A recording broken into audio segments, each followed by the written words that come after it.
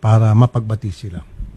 If it means that we have to spend our own resources, sarili kong pera, or gagawin po namin yan. Para magkabati. Yun. Ngayon, meron. Ang sinasabi po, si Sherilyn Gonzaga o mas kilala sa Cherry White. Lumapit po sa atin si Cherry White para ireklamo ang kanyang boyfriend na sinasabi po na mas kilala sa Boy Tapang. Ayan. Okay, malaman po natin, Idol Rafi, dahil may mga kani-kanila silang sinasabi laban sa isa't isa. May mga version sila. May mga version po sila. Mas maganda po na marinig din po natin mismo sa kanila. So parang vlogger to. Parehas vlogger po. At nag-aaway sila. Opo. Magkasintahan, magkaasawa. Magkasintahan, Idol. Okay. Hindi po sila kasal. Alright. So Opo. live-in. Live-in lang po. O di pagbatiin natin kung ano yung problema, di subukan natin paayusin. Tulad mga ginawa natin mga nakarang araw hanggang ngayon. Oh. Opo. At meron tayong video. Sige. Panoorin po natin.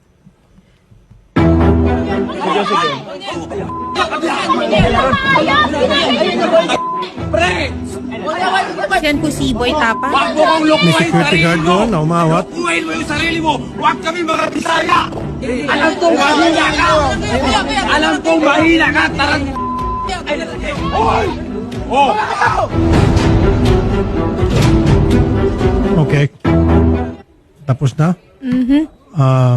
Sige, nandito ngayon si Ma'am Cherry White. And then mamaya, subukan natin tawagan si Boy Tapang. Ang ating purpose dito, ay para mapag-ayos sila. Tulad ng nangyari kaninang kaso bago nito. Ayan. Taas mo muna. Kinakabahan si Ma'am Cherry White. Galing sila sa sorry. baba, sir. Sorry po. Bigla kayo na isa lang. Sabi ko, bago mag 3 o'clock, sorry na, medyo napa-extend yung kaninang complainant. Sige. Magandang hapon po, Ma'am Cherry White.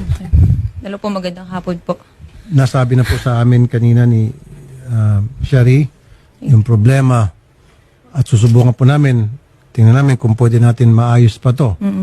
Gaano kayo katagal na po magkasintahan ni Boy Tapang? Start po nung December 13. Dito lang po, bago lang. Wala pang 1 year, December Wala po. 13. Okay. Well, sa akin naman po yun, kahit papano, December, January, February, tatatlong buwan na kayo. Ano bang pinag-ugatan ng away ninyo? Ito po kasi yun eh. Pinagbintangan ako na nag-hack po daw ako ng Facebook. Nahinak ko daw po yung Facebook, which is nung isang gabi po, akala niya hinak ko yung Facebook niya, pero lahat po ng Facebook nag-log out. Nag-message siya sa akin na ipapatulpo daw po niya ako. Okay. Ngayon, yung conversation na yun, syempre, naaligaga ako. Ngayon, pinost ko. Pinost ko po yung convo na ipapatulpo ko. Tapos, bigla na lang siyang nag-live sa Facebook niya. Nagsalita po siya ng mga kasiraan about sa akin. Katulad po ng walker ako, magulang ko po, adik, may matanda daw po ako. Yun po yung mga sinabi niya sa akin sa live. 1 hour po siyang naka-live. Pero pagkatapos niya, nag-usap na ho ba kayo, ma'am? Hindi po. Okay. Hindi mo natanong sa kanya ba't niya nagawa yon? Wala ba siya yung pagsisisi or pag nag-post later on na bakit niya nagawa yon o hindi ba siya nag-reach out at gusto makipagbati? Wala po eh. Bakit siya pa magpapatulpo Ayun nga po eh. Hindi ko maintindihan bakit ako pa ipapatulpo kasi may ebidensya daw po siya na pinapahack ko yung account niya, yung Facebook niya. Anong ebidensya pong hawak niya? Hindi ko po alam. Nung gabi po yun, lahat yun nag-log out yung Facebook. Pero kung kayo po ay magkasintahan, ba't kinakailan po ay i-hack yung kanyang Hindi ko nga account? po alam. Hindi ko po gawain yun. Pero yan po iba na-explain mo na sa kanya. In-explain ko po, pero sunod-sunod yung rant niya sa akin. Sinasabihan niya pa ako ng bad words na, ulul ka, alam ko ikaw may gawa nito. Pero, nung time na po yun, lahat ng Facebook nag-log out. Okay. At ito naman. ito. Nagkaroon po talaga ng down po. Ang meta po nung araw po na yun. Facebook, Messenger, and Instagram po. Yung po ba, Nag-down po talaga. alam niya at nasabi sa kanya? Hindi ko po alam. Pero nung time na po na yun, sinabi ko sa kanya yun na, paanong hinahack, nagko-content kami dito na na-log out lahat ng Facebook. Sabi niya, ulul ka, ikaw lang gagawa nito, alam ko yung ginagawa mo. Pero ano motibo para gawin niyo sa kanya? Hindi niyo ba na ipaliwanag sa kanya na ba't ko gagawin yun? Ba't kita i-hack? Sir, puro bad words po yung sinabi niya. Ako, kalmado lang. Sabi ko, hindi ko gagawin yan. Nandito po yung conversation sa akin. Pero sa palagay niyo po, bakit niya naisip yun? Marami Siguro nang po pwedeng dahil po pagbintangan. galit siya. Galit siya. Bakit po siya galit Sir, sa inyo? matindi magalit yun, nakakatakot. Kaya nga boy tapang eh. Opo, nakakatakot talaga. Dapat prepared ka na kung nung makipagrelasyon ka sa kanya. Hindi, kaya nga po alam mo naipag-iwalay dapat- na ako eh. Ayaw niya. Ayaw niya. Siguro give it a try. Kasi siyempre ma'am, nung pinasok mo relationship with him, alam mo kung ano yung karakter yung pagkatao niya. Dapat tanggap mo Sir, niya, nung ready nagkakilala ka. kami, hindi po siya ganun. Sobrang lambing niya. Hmm. Sobrang bait niya. Okay, maganda yung sinabi mo. So, Opo. ano sa tingin mo ang dahilan nung sobrang bait niya, sobrang lambing niya, biglang nag 360 degrees? Sir, selos. Ayun. Yan Selos. sinasabi nila, huwag ka kasing magkaroon ng kasintahang maganda. Oo, di ba? Kasi kung ikaw magkasintahan maganda, talagang marami kang problema dyan. Siyempre, Sir, natural. maganda. Hindi po daw ako maganda. Kasi sinasabi niya sa live, unggoy ka din. Tanggalin mo yung maskara mo. Pangit Kasi na. sir, ritoke daw po yung ilong ko. Eh, wala namang masama kung ritoke. Oh, doon sa mga mga selosa at seloso, wag na kayo magkasintahan ng gwapo at maganda para hindi na kayo magsiselos. Wala nang aligid-aligid. Di ba? So, nagsiselo siya. Baka naman may pagbasihan ma'am para maging fair. Baka naman may pagbasihan yung pagsiselos niya. Sir, ito nga eh. Pilit kong sinasabi noon sa social media, ilabas mo kung anong dahilan ng hiwalayan natin. Bakit hindi mo malabas? Kasi sir, ayoko magsalita eh. Masisira siya. Hindi, pero ma'am, kasi wala siya rito. Subukan natin tawagan. Yung bang, okay, dati malambing siya. Sabi niya, sweet. Sobra. O, Para siyempre, akong prinsesa. tama lang yon. Usually, ganun talaga pag naniligaw. Pag tumagal-tagal na, hindi naman lahat, medyo pa yung pagbabago. Pero, what led to it? Ano po yung mga nagawa mo sa tingin mo sa kanya na para naging ganun po yung kanyang pag-aasal na ngayon sa inyo? Kasi ganito po yan eh. Nag-start yan pati dun sa ano. May nagpa-picture sa akin sa Alcoy, sa Cebu. Nag-away po kasi kami that time. Lagi kami nag-aaway. Laging punto selos. Siyempre ako nagselos din ako. Pero yung pinagsiselosan ko nasa lugar. Okay. Nasa Ano tama. po yung sa totoo. Cebu? Yung sa Cebu, sir, ganito yan eh. Meron din kasi lumabas sa video po na nanakit ako. Pero hindi po siya yung sinaktan ko. Opo. Yung mga kaibigan niya. Sir, dinipensahan ko po kasi yung sarili ko. Bumaba ako dun sa resort, nakapanty ako, nagsiswimming po ako dun that time. Opo. Tapos, pag akyat ko, galit na galit siya. Sabi niya sa akin, hinawakan niya yung kamay ko agad. Nakaganyan ako, sir. Hinawakan niya po yung kamay ko, tapos yung kaibigan niya, 4 na lalaki.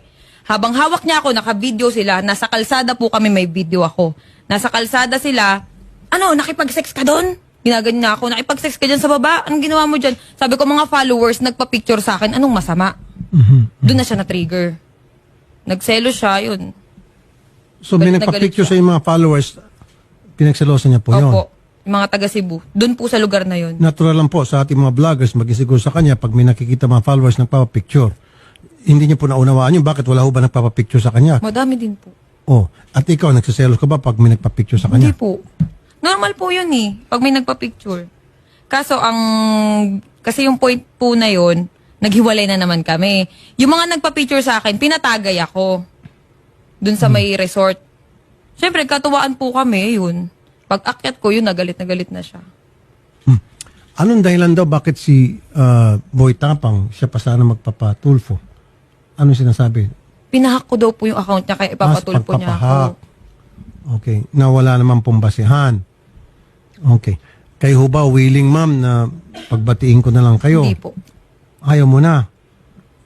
Sayang naman po yung 3 buwan. Ay, hindi po. Hindi ako manghihinayang dun. Anong dahilan ba't nandito po kayo ngayon? Gusto ko po kasi sabihin sa kanya na kasi sa social media po tinitira na yung ko yung mental health ko talaga. May mga nagbabanta din. Tapos, hindi na ako makatulog ng maayos sa lahat ng sinasabi ng tao. Ganyan pala yung babaeng yan, may matanda. Kasi yung sinasabi niya pong matanda, tatay po ng anak ko yun. Na 40 years old plus. Yun yung sinasabi niya na matanda ako. Tapos ito Pero tanong na, okay. Yung ba na isabi mo sa kanya bago kayo nakipagrelasyon sa kanya na ako ay merong anak at ang tata nito ay Alam niya puntiso? po yun. Okay, so dapat hindi niya na sinisingil siya yon. Dineklara niya yun sa kanya. Okay. So ano pa po yung kanyang hinaing?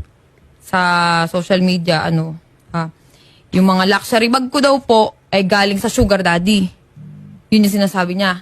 Na pinost ko, galing po yun sa sarili kong pinagpaguran yun. Yun yung ano ko kasi may mga nagko-comment sa akin, yung bag mo galing naman yun sa sugar daddy mo. Siyempre, nasasaktan ako, sir. Yung mga ganun na, nadadamay din po yung anak ko sa mga comment. Kaya sabi ko, hindi po ako sumagot sa Facebook. Gusto ko daanin na lang namin sa... Okay.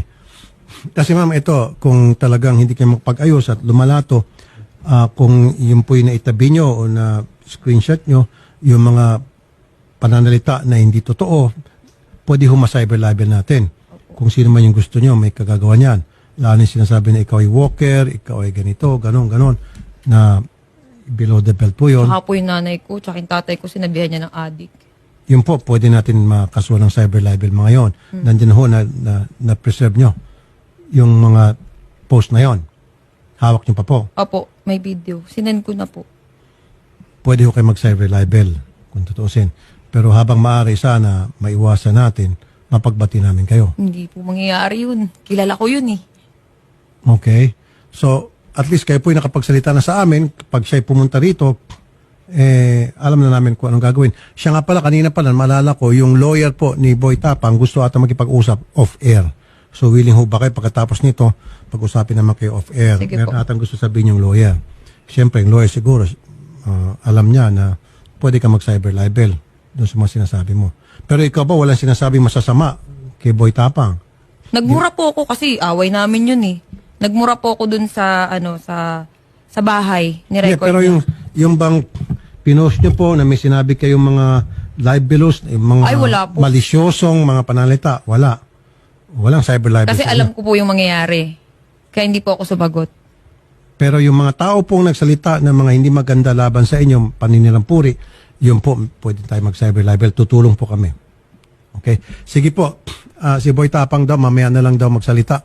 May Actually, sir, panawagan. may post po siya sa Facebook 20 minutes ago kanina po. Kakagising ko lang, excited naman to. Kalmahan mo, alam ko, pangarap mo yan umabot sa Tulfo kagaya ng pag-utos mo kay Canada Girl dati. Asa na ang tawag, inihintay ko. Pero tinatawagan natin, sir, wala pong sumasagot po. Saan?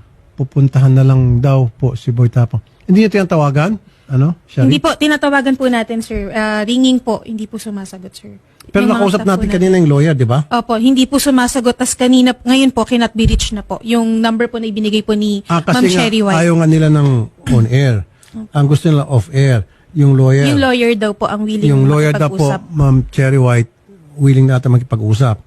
So mas maganda kung lawyer, alam niya na anong pwede mangyari base doon sa mga sinabi mo na mga post. Actually, Sir Rapi, meron din po akong lawyer.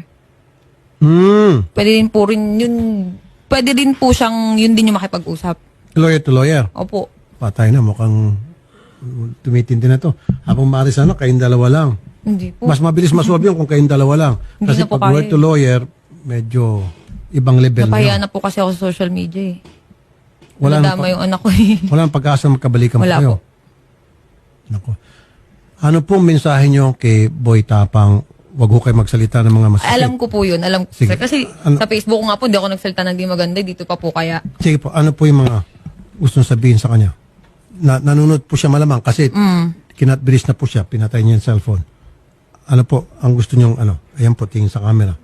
Mensahe niyo po sa kanya. Wala. Good luck. Yun lang. Good luck. Good luck sa'yo. Good luck sa atin. Yun lang po. Yun lang po. Siya yung...